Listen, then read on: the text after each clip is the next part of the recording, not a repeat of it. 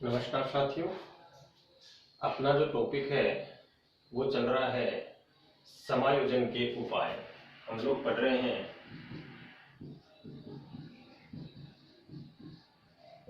समायोजन के उपाय।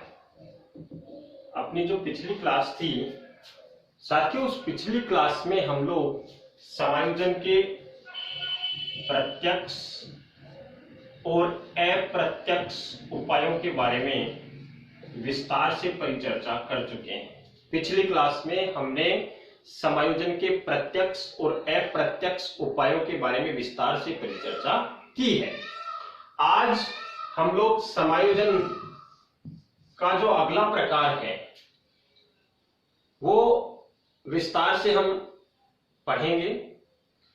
तो समायोजन का अगला जो उपाय है वो है क्षति पूरक उपाय। समायोजन का अगला उपाय है क्षति पूरक उपाय। सबसे पहले हम इसका जो नामकरण है उसके हिसाब से समझने की कोशिश करेंगे। क्षति पूरक यानी कि जो भी नुकसान हुआ है उस नुकसान को भरपाई करके, उस नुकसान की भरपाई करके और समायोजन करने वाला उपाय। साथियों, जब एक व्यक्ति में किसी प्रकार की कोई कमी होती है तो वह उस कमी की पूर्ति के लिए जो उपाय करता है वो उपाय होते हैं क्षति पूरक उपाय। व्यक्ति में किसी प्रकार की कोई कमी होती है, उस कमी की पूर्ति करने के लिए उस व्यक्ति के द्वारा जो उपाय किए जाते हैं वो उपाय क्षति पूरक उपाय होते हैं। अब इसको हम समझते हैं कैसे। आपने देखा होगा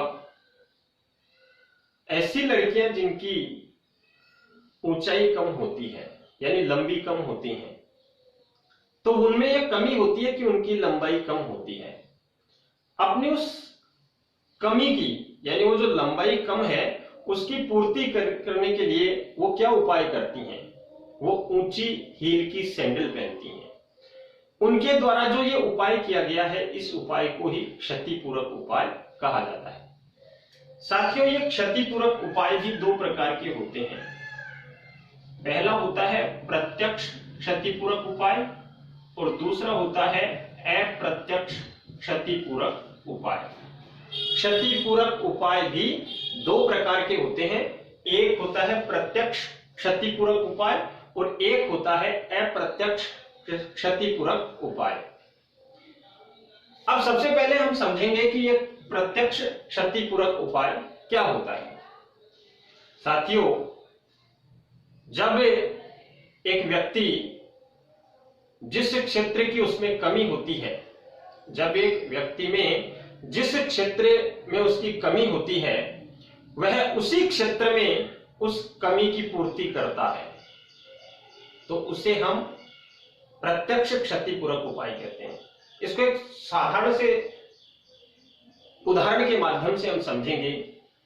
जैसे मान लेते हैं कि एक छात्र ऐसा है जो गणित विषय में बहुत कमजोर है, यानी उसका एक क्षेत्र जिसमें वो कमजोर है वो है उसका गणित। तो अगर वह इस गणित क्षेत्र में ही मेहनत करता है, गणित को ही खूब पढ़ता है, खूब मेहनत करता है और गणित में ही अच्छे अंक प्राप्त कर लेता है तो उसे कहते हैं प्रत्यक्ष क्षति पूरक उपाय। एक व्यक्ति जब जिस क्षेत्र में उसमें कमी होती है उसी क्षेत्र में वह उस कमी को पूरा करता है तो वो होता है प्रत्यक्ष क्षति पूरक उपाय। और अप्रत्यक्ष क्षति पूरक उपाय इससे विपरीत होता है। समझो कैसे कि अगर छात्र मैथ में कमजोर है तो वह मैथ में जो कम नंबर आते हैं उनकी पूर्ति अंग्रेजी में कर लेता है, यानी अंग्रेजी में अच्छे अंक ले आता है। कहने का उपाय यह है कि जब व्यक्ति एक क्षेत्र की कमी की पूर्ति दूसरे क्षेत्र में करता है तो उसे कहते हैं अप्रत्यक्ष क्षति पूरक उपाय। साथियों, इसके बाद में आते हैं अगला जो समायोजन का उपाय है वो उपाय है आक्रामक उपाय। अगला उपाय क्या है? आक्रामक उपाय। नाम से स्पष्ट हो रहा है, आक्रामक का मतलब होता है गुस्सा, गुस्सा आना।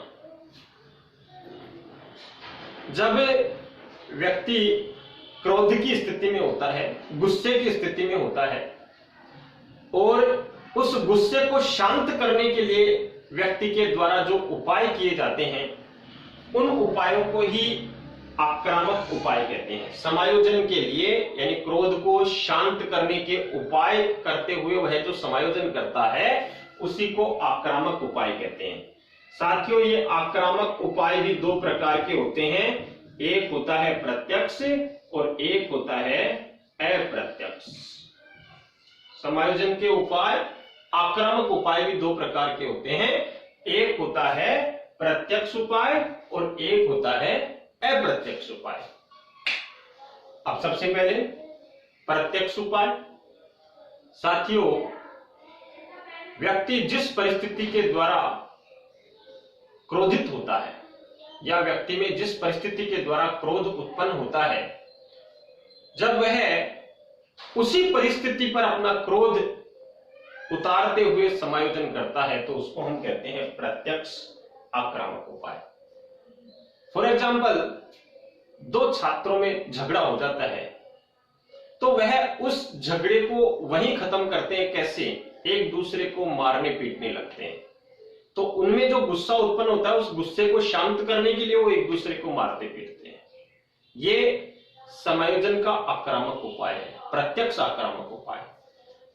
अप्रत्यक्ष आक्रामक उपाय इसका उल्टा होता है।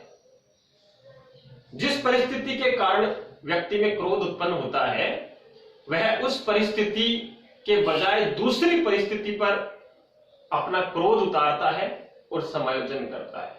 इसका भी बड़ा आसान सा उदाहरण है, या एक बहुत आसान उदाहरण से हम समझ सकते हैं। एक व्यक्ति जो किसी ऑफिस में काम करता है, जब उसका बॉस उसे वहां डांटता है, उस पर गुस्सा करता है, तो चूंकि अपने अधिकारी को वो कुछ नहीं कह सकता, तो अपने उस गुस्से को वह घर आने के बाद अपनी पत्नी पे निकालता है, उसको डांटता है, पीटता है। तो ये जो है, ये अप्रत्यक्ष आक्रामक उपाय होता है। साथियों, इस प्रकार से हमारे समायोजन के उपाय, या यूं कहें हम लोग, हमारा जो समायोजन है उसका चैप्टर कंप्लीट होता है। अगला चैप्टर मानसिक स्वास्थ्य का है, उसके ऊपर परिचर्चा करें। उससे पहले एक बार फिर देख लेते हैं। समायोजन के उपायों में हमने प्रत्यक्ष और अप्रत्यक्ष उपायों के बारे में पिछली क्लास में पढ़ा। आज हम पढ़ रहे हैं क्षतिपूरक उपाय। जैसा कि नाम से सिद्ध होता है, क्षतिपूरक यानी भरपाई करने वाला। जब एक व्यक्ति में किसी प्रकार की कोई कमी होती है, तो वह उस कमी की पूर्ति करने के लिए जो उपाय करता है, वो उपाय ही क्षतिपूरक उपाय होते हैं। और दो प्रकार के होते हैं, एक प्रत्यक्ष होता है, एक अप्रत्यक्ष होता है। प्रत्यक्ष क्षतिपूरक उपाय का मतलब क्या होता है कि जब एक व्यक्ति जिस क्षेत्र की कमी है, उसी क्षेत्र में उस कमी को पूरा करता है, वो प्रत्यक्ष क्षतिपूरक उपाय है। मान लो बच्चा अंग्रेजी में कमजोर है, तो अंग्रेजी में ही मेहनत करता है और अच्छे अंक लाता है, तो वो प्रत्यक्ष क्षतिपूरक उपाय है। अप्रत्यक्ष क्षतिपूरक उपाय में व्यक्ति अपने एक क्षेत्र की कमी की पूर्ति को दूसरे क्षेत्र में पूरा करता है। अगर कोई व्यक्ति अंग्रेजी में कमजोर है, तो वह मैथमेटिक्स की तैयारी अच्छे से करके और उसमें अच्छे नंबर ले आता है, तो वो अप्रत्यक्ष क्षतिपूरक उपाय होता है। फिर बात करते हैं आक्रामक। व्यक्ति को गुस्सा आता है और गुस्से को शांत करने के लिए वह जो उपाय करता है, वो आक्रामक उपाय होता है, एक प्रत्यक्ष और एक अप्रत्यक्ष। प्रत्यक्ष आक्रामक उपाय वो होते हैं जिनमें जिस परिस्थिति के द्वारा क्रोध उत्पन्न होता है, उस परिस्थिति पर ही अपना क्रोध उतारते हुए व्यक्ति समन्वय का प्रयास करता है। और अप्रत्यक्ष में वह उस परिस्थिति को दूसरी परिस्थिति के ऊपर ढाल देता है और अपना क्रोध शांत करने का प्रयास करता है। इसी को कहते हैं अप्रत्यक्ष आक्रामक उपाय। इसी के साथ हमारे समायोजन का चैप्टर कंप्लीट होता है। धन्यवाद।